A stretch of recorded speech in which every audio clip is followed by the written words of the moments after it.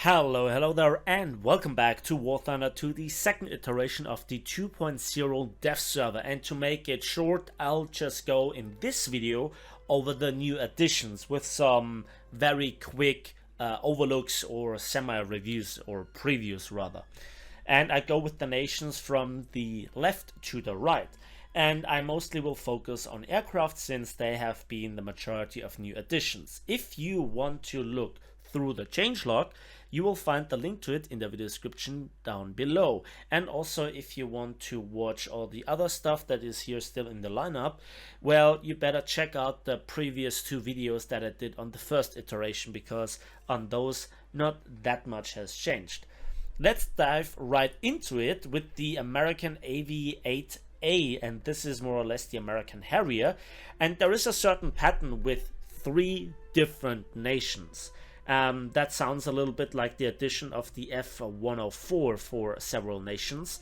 So here we have the American Harrier, and the premium one sits at battle rating 9.7 but rank 5. As you can see here in the tech tree, that is a suspiciously high battle rating. And furthermore, the now end of the line AV-8C tech tree version is at rank 6, and that just strengthens my belief that we will see another rank addition, not just for tanks as I predicted with the T-92A, but also with planes, as you can see here. And this again is not the only example. But before we come to this, let's have a look at the stat card of this boy. You can freeze the video or stop the video, pause the video to look at it.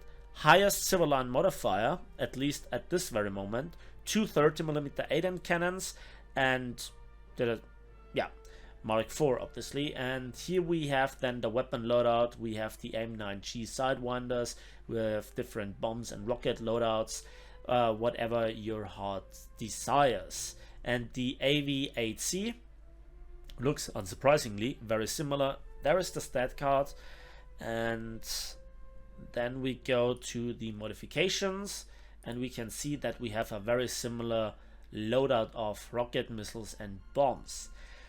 So that's the first example. The second example will be the Yak-38 for the Soviets, and I kind of really like the look of this thing. I gotta say, it looks weird, but I like it. And again, in this case, the civil line modifier is disappointing, only 2.3. Now, why is that? I have no idea. But again, battle rating 9.7, and again, a rank 5 premium. However, again, the tech tree counterpart, the Yak-38M, at rank 6 as an end of the line jet. So there is that. Let's have a look at the stat card, currently on the dev server, and also the modifications. So there is this, and yeah, as missiles you have two R-60s, various different rocket and bomb loadouts, and that looks really like a good loadout.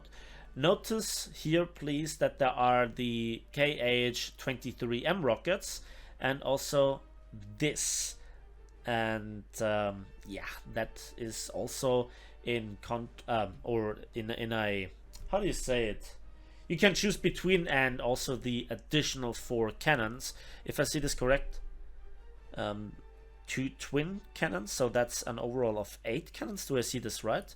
Let's have a look. Yeah, that looks like that, and that is quite a nasty armament. And if I see this correctly, that is 10 23mm. Although if you look closely, this central mounted one has a little bit of a negative degree compared to the wing mounted ones. Or am I just...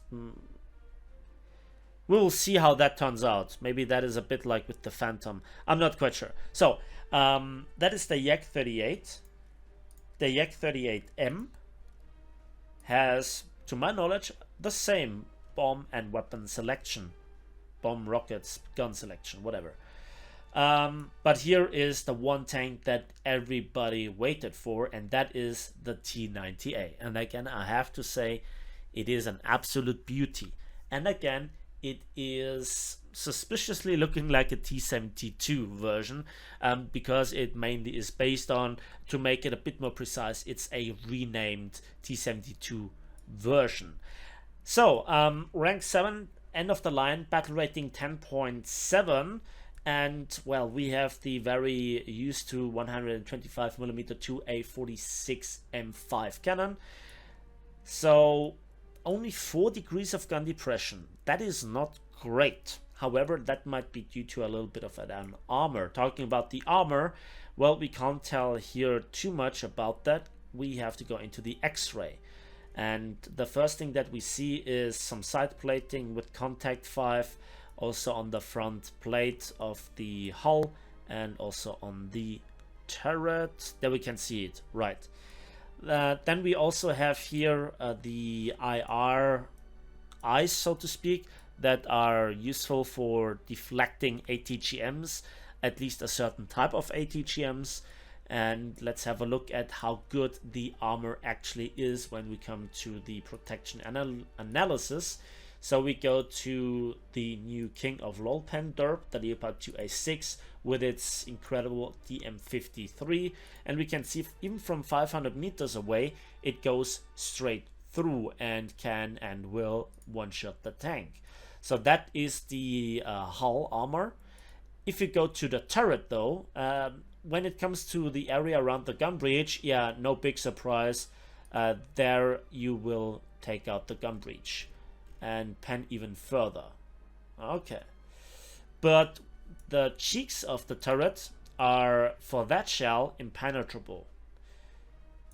When it comes to the DM33, that has obviously less pen, the lower glacis is absolutely butter. I guess there is no composite armor, and for the turret and the driver's hatch we have just the same weak spots. So there is that. Side shots into the ammunition carousel, very easy indeed for the majority of tanks. But there is one more thing about this tank, and that is obviously what kind of loadout it has. There we can see thermal imaging, and there are the shells. The first one is the high explosive time fuse, so you can in theory use this to shoot behind cover. I think you activate it with range finding. In the dev block it was mentioned that it was a programmable proximity fuse shell, so we have to figure it out if this is a new special version, not just a kind of World War II flak shell, from how it works, that is.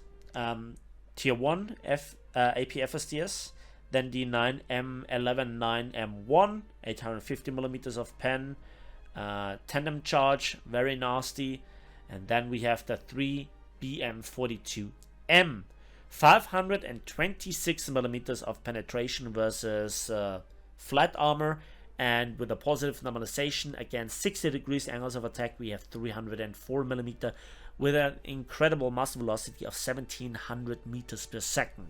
So yeah, looks like a capable tank. Horsepower to ton ratio is well in excess of 20, top speed is 60, however, yeah, reverse is still 4 kilometers per hour. And as I said, only 4 degrees of gun depression. Oof. And again, 7.1 second auto reload. I think that sums up this tank very nicely. Then we have Great Britain, and surprise, surprise, we have the Premium Harrier here. That was already seeable in the first iteration of the dev server. And again, it's a rank 5 premium. And then the Harrier comes before the Jaguar GR1 in the tech tree at 9.7, but still at rank 6. So there is that. What is the loadout of the tech tree one? There you can see it. Beautiful as always. Yeah, we have here 80, I almost said ATGMs. AIM 9G Sidewinders, 2 of them. We have lots of snap rockets, up to 4 1000 pounders, Yeah, so you have a lot of ground pounding capability, not just for air RP but also ground RP, I guess.